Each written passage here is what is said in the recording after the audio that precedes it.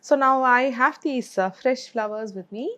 Like I said, you just need to do a bit of preparation when you're going to use fresh flowers on the cake.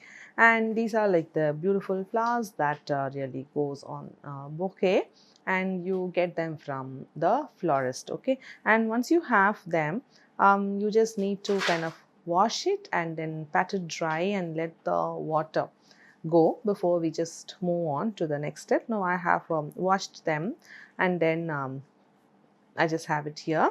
Um, Now there's for the additional filler leaves, I just have these ferns. But usually there's this baby's breath. There are debates whether you could use it or whether you should not, but consciously I feel if a flower comes under toxic, then obviously I prefer not to use it. It looks extremely beautiful if you're going to place it as an like a filler, as an additional element on the cake. It looks extremely beautiful.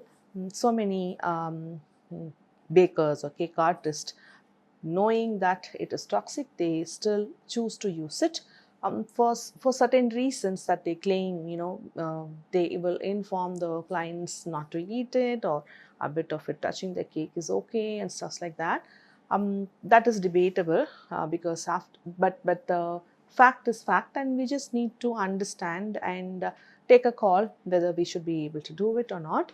In this course, we will not be using the baby's breath or any flour that is tagged under being toxic. And so you have to be mindful about choosing your sugar flowers. Choosing your fresh flowers that you use on the cake. Okay, so I have some white roses that I have, and some of the ferns. Now what I'm going to do, just cut the stem as much as I would need or think I'll be using it to poke inside the cake. I'm just going to leave out the leaves.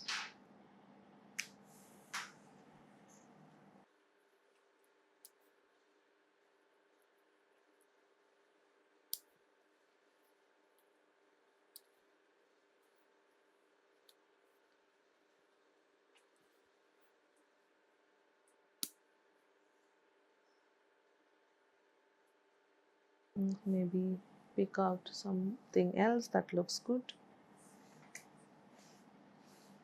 Maybe one bunch, but then what will go inside the cake?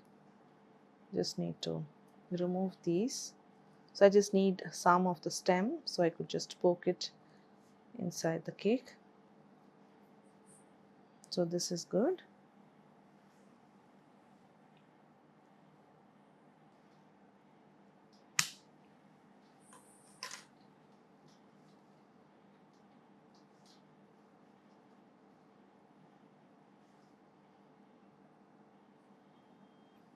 Some smaller ones as well.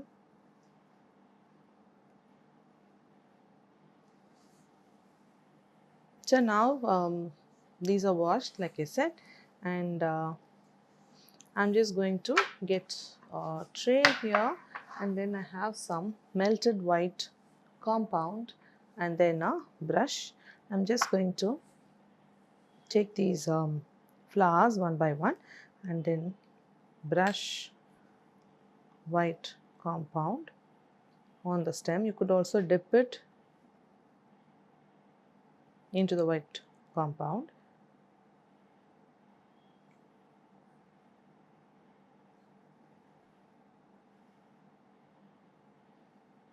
So just rip off the excess and then let it on the silicone mat.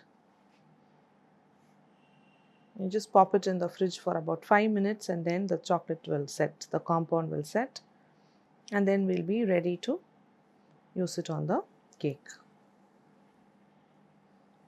Now these ferns as well, just brush wherever you feel, that part where you just removed the extra ferns,